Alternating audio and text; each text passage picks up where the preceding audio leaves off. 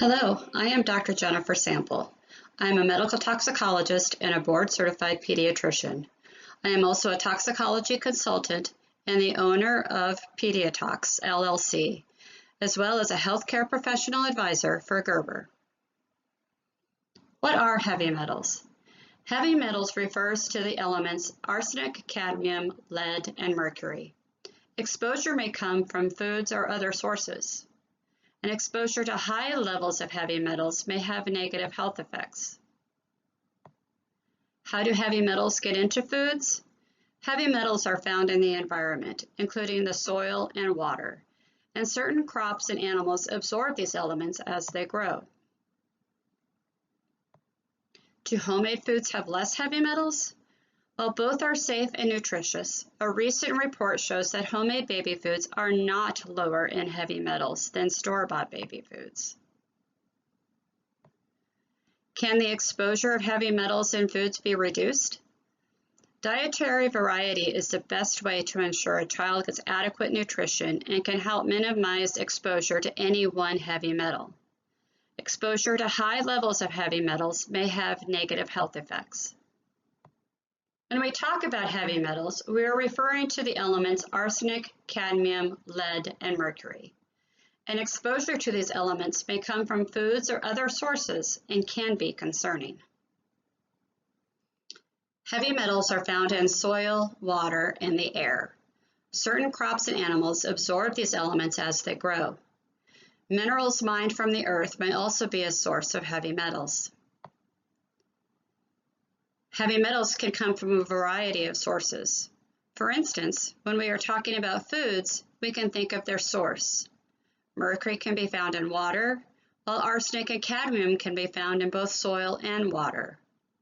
Lead may be found in the soil, air, and water. That said, there may be sources of heavy metals in other things as well, such as lead in paint and pipes, cadmium in pottery, and mercury in thermometers. Exposure to high levels of heavy metals can have negative health effects and can be concerning for pregnant women, infants, and young children, as this may impact neurological development in utero through early childhood. Parents may be looking for advice about heavy metals and how they get into foods. Heavy metals are found in the environment, including the soil and water, and certain crops and animals absorb these elements as they grow. That said, it is important to address the misperception that heavy metals are added to foods during processing. They are not, nor are they added to baby foods when they are being made. There are definitely foods prone to having higher heavy metal levels. For instance, grains accumulate heavy metal in the outer bran layer, so whole grains may have more heavy metals than refined grains. Rice takes up arsenic from being grown in flooded fields. Leafy vegetables absorb cadmium from the soil and water, and heavy metals can be from the soil that resides on the leaves. This is why we need to wash and rinse them. Root vegetables like carrots and sweet potatoes absorb cadmium and lead from the soil. And fatty fish like fatty tuna and mackerel absorb mercury from water in their fatty tissue. The fact is that crops grown in the ground or with excess water can be more likely to take up heavy metals. Certain fruits, vegetables, and grains absorb these elements as they grow. Interestingly enough, buying organic, locally grown, or farmers market foods does not change whether the foods contain heavy metals. Whether homemade or store-bought, parents should vary the type of fruits, vegetables, and grains they feed their baby to minimize the exposure to heavy metals and ensure good nutrition. Healthy Babies, Bright Futures released a report stating that homemade foods are not lower in heavy metals compared to store-bought baby foods. The best strategy to reduce exposure to heavy metals is to have a diet with a lot of variety, whether offered in infant homemade or store-bought foods. Parents should wash fruits and vegetables to remove any dirt or dust that may have residual heavy metals. They can remove the outer peel from certain foods where heavy metals may concentrate. And they can cook rice, especially brown rice, in extra water and then drain it, just like they cook pasta. One additional thing to point out is that parents should not skip iron-fortified baby cereal, which is an important source of iron and zinc.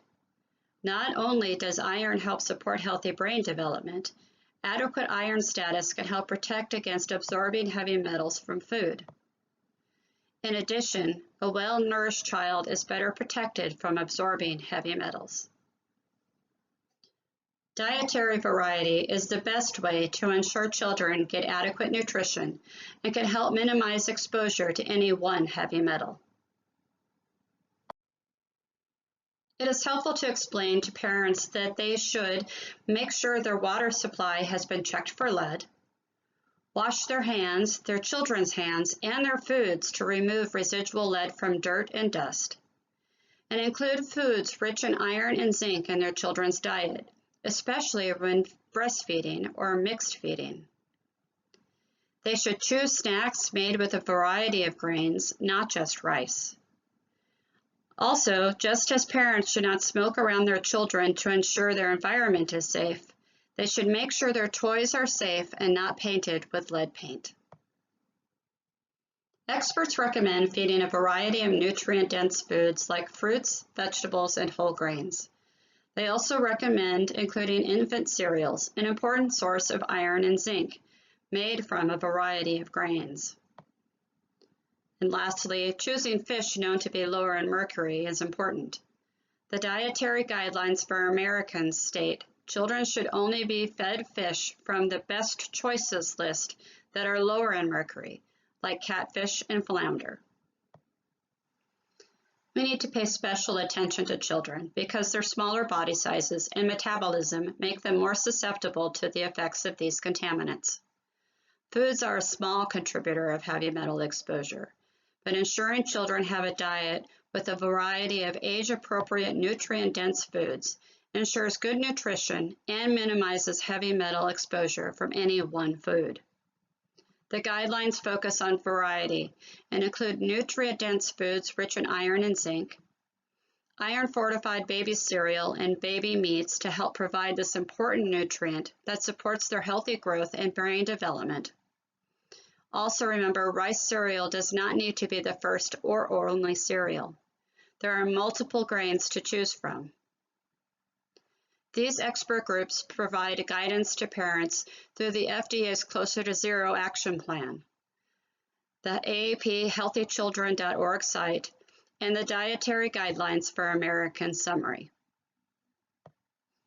I'd like to thank you for attending the webinar on feeding babies and young children, understanding heavy metals, and I hope you found the information helpful. For more information on heavy metals, check out the FDA Closer to Zero Action Plan.